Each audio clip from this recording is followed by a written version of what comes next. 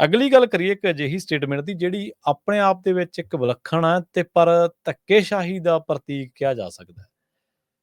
BBMB ਦੀ statement ਦੇ ਇਹ ਕੀ ਅਰਥ ਕੱਢੀਏ, ਕੀ ਮਾਇਨੇ ਕੱਢੀਏ ਸ਼ਰਮਾ ਜੀ, ਜਿਹਦੇ ਵਿੱਚ ਉਹ ਕਹਿ ਰਹੇ ਨੇ ਵੀ ਜੇ ਹਰਿਆਣੇ ਨੂੰ ਵਾਧੂ ਪਾਣੀ ਦੇ ਦਿੰਦੇ ਫਿਰ ਹੜ੍ਹ ਨਾ ਆਉਂਦੇ।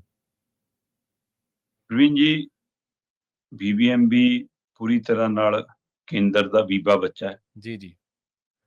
ਕੇਂਦਰ ਕਰਦਾ ਹੈ, ਉਹ ਜੋ ਕਹਾਉਂਦੇ ਨੇ ਉਹ ਕਹਿੰਦਾ ਹੈ। ਚੋਣ ਕਮਿਸ਼ਨ ਜਿਵੇਂ ਉਹਨਾਂ ਦਾ ਪੁੱਤ ਬਣਿਆ ਸਕਾ, ਉਵੇਂ ਹੀ ਹੈ ਨਾ ਬੀਬੀਐਮਬੀ ਵੀ ਹੁਣ ਉਹਨਾਂ ਦਾ ਪੁੱਤ ਹੈ।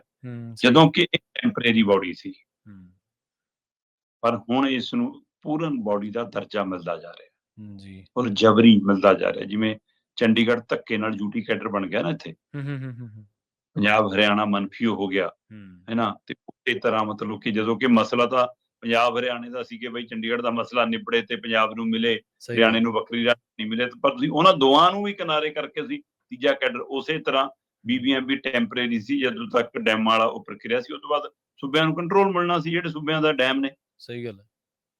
ਤੇ ਫਿਰ ਉਹਦੇ ਵਿੱਚ ਬੀਬੀਐਮਬੀ ਦਾ ਕੀ ਰੋਲ? ਪਰ ਲੰਘੇ ਦਿਨੀ ਜਦੋਂ ਹਰਿਆਣਾ ਨੇ ਆਪਣੇ ਤੈਅ ਇੱਕ ਬਰਾ, ਜਿਹੜਾ ਪੂਰਾ ਵਿੱਤੀ ਬਰਾ ਜਿਹੜਾ ਸਰਕਲ ਬਣਿਆ ਉਹਨਾਂ ਦਾ, ਉਸ ਬਰੇ ਦੇ ਤਹਿਤ ਜਿੰਨਾ ਉਹਨਾਂ ਦਾ ਪਾਣੀ ਦਾ ਕੋਟਾ ਹੈ ਉਹਨਾਂ ਵਰਤ ਲਿਆ। ਉਹ ਤੋਂ ਬਾਅਦ ਉਸਨੇ ਵਾਧੂ 8500 ਕਿਊਸਕ ਪਾਣੀ ਮੰਗਿਆ ਜੀ। ਪੰਜਾਬ ਸਰਕਾਰ ਕਹਿੰਦੀ ਵੀ ਕਿ ਅਸੀਂ ਵੱਧ ਪਾਣੀ ਨਹੀਂ ਦੇ ਸਕਦੇ, ਹਾਂ ਪੀਣ ਵਾਲੇ ਪਾਣੀ ਨੂੰ ਰੋਕਾਂਗੇ ਨਹੀਂ, ਤੁਹਾਡੀ ਚਾਹੇ ਕੁਛ ਮਰਜ਼ੀ ਹੋਵੇ, ਤੁਸੀਂ ਆਪਣਾ ਪਾਣੀ ਵਰਤ ਚੁੱਕੇ ਹੋ, ਉਹਦੇ ਬਾਵਜੂਦ ਵੀ ਅਸੀਂ 4000 ਕਿਊਸਕ ਪਾਣੀ ਤੁਹਾਨੂੰ ਪੀਣ ਵਾਲਾ ਉਪਲਬਧ ਕਰਾਉਂਦੇ ਰਵਾਂਗੇ। ਪਰ ਉਹ ਕਹਿੰਦੇ ਨਹੀਂ ਜੀ ਅਸੀਂ 8500 ਲੈਣਾ, ਸਾਨੂੰ 4500 ਕਿਊਸਕ ਹੋਰ ਦਿੱਤਾ ਜਾਵੇ। ਮਤਲਬ ਮਸਲਾ 4500 ਕਿਊਸਕ ਦਾ ਆ ਕੇ ਅੜਿਆ ਸੀ, ਨਾ ਕਿ 8500 ਦਾ, ਕਿਉਂਕਿ 4000 ਜਾ ਰਿਹਾ ਸੀ।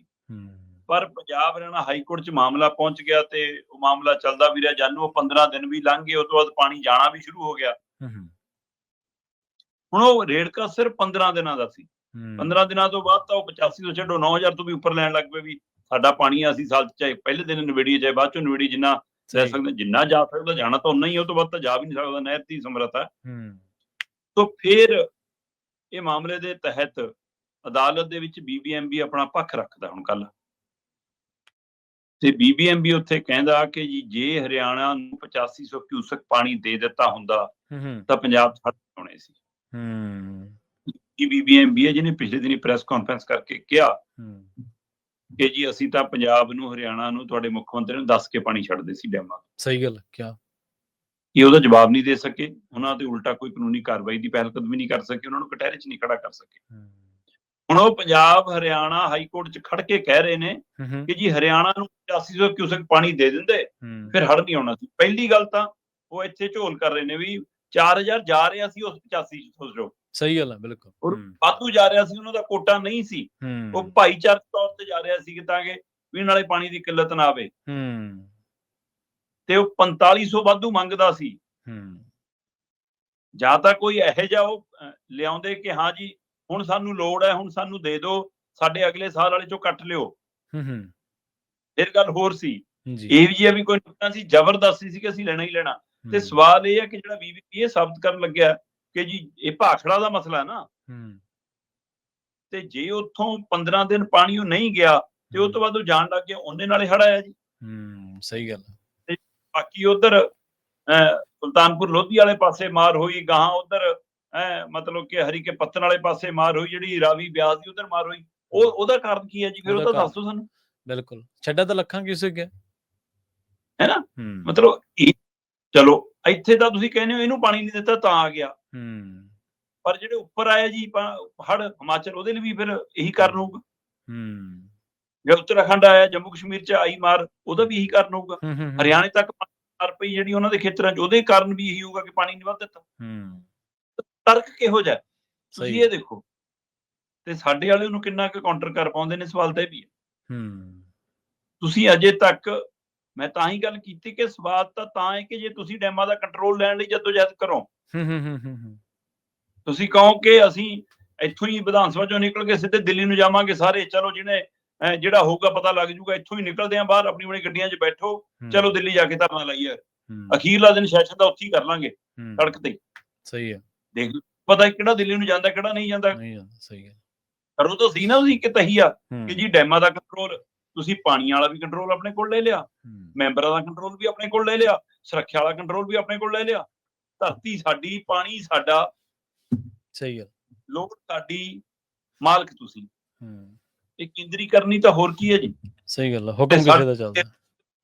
GST ਦਾ ਸੂਬੇ ਵਿਰੋਧ ਕਰਦੇ ਰਹੇ ਤੇ ਇਹਨਾਂ ਨੇ ਜਦੇ ਉਹਨਾਂ ਨੂੰ ਪ੍ਰਵਾਨ ਕਰਕੇ ਠੀਕ ਹੈ ਜੀ, ਆ ਹੁਣ ਫੇਰ ਸੂਬੇ ਦਾ ਘਾਟਾ ਕਿਵੇਂ ਪੂਰਾ ਕਰਨਾ, ਇਹ ਪੁੱਛਦੇ ਉਹਨਾਂ ਨੂੰ ਸਵਾਲ ਕਦੇ? ਨਾ ਨਾ ਨਾ, ਨਹੀਂ।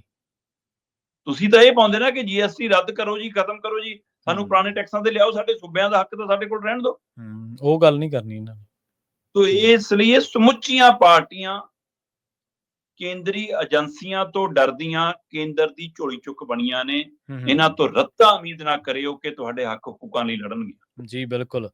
ਨਾਲੇ ਜਦੋਂ ਫਿਰ ਜਦੋਂ ਇਹਨਾਂ ਨੇ ਇਹ ਗੱਲ ਮੰਨ ਹੀ ਲੈਣੀ ਹੈ, ਫਿਰ ਸ਼ਰਮਾ ਜੀ ਜਿਵੇਂ ਖੇਤਰੀ ਪਾਰਟੀਆਂ ਦੀ ਆਪਾਂ ਗੱਲ ਕਰ ਰਹੇ ਸੀਗੇ, ਫਿਰ ਉਹਨਾਂ ਦੇ ਬੰਦੇ ਜਦੋਂ ਨਾਲ ਰਲੇ ਖੜੇ ਆ, ਜਾਂ ਜਿਹੜੇ ਲੋਕ ਆ ਸੰਵਿਧਾਨਕ ਤੌਰ ਤੇ ਤਾਂ 3 ਕਰੋੜ ਲੋਕਾਂ ਦੇ ਮੁਖੀਆਂ ਸੀ ਕਹਿਣ ਨੂੰ ਤਾਂ, ਪਰ ਜਦੋਂ 3 ਕਰੋੜ ਲੋਕਾਂ ਦੇ ਹੱਕ ਦੀ ਗੱਲ ਆਉਂਦੀ ਆ, ਉਦੋਂ ਖੜਨ ਨੂੰ ਸਾਡਾ ਦਿਲ ਨਹੀਂ ਕਰਦਾ, ਉਦੋਂ ਸਾਡੀਆਂ ਲੱਤਾਂ ਭਾਰ ਨਹੀਂ ਚੱਲਦੀਆਂ।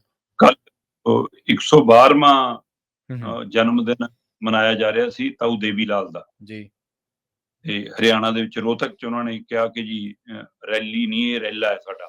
ਤੇ ਖਾਸਾ ਘੱਟ ਸੀ ਅਵੇ ਚੌਟਾਲਾ ਤੇ ਅਰਜੁਨ ਚੌਟਾਲਾ ਹੋਰਾਂ ਨੇ, ਤੇ ਸੁਖਬੀਰ ਬਾਦਲ ਸੀ ਉੱਥੇ। ਮੈਂ ਬੋਲਦਿਆਂ ਸੁਣ ਰਿਹਾ ਸੀ, ਕਹਿੰਦੇ ਵੀ ਕਿਸਾਨਾਂ ਦੀ ਜੇ ਕੋਈ ਰੱਖਿਆ ਕਰ ਸਕਦਾ ਹੈ, ਕਿਸਾਨੀ ਨੂੰ ਕੋਈ ਬਚਾ ਸਕਦਾ ਤਾਂ ਖੇਤਰੀ ਪਾਰਟੀ ਹੈ।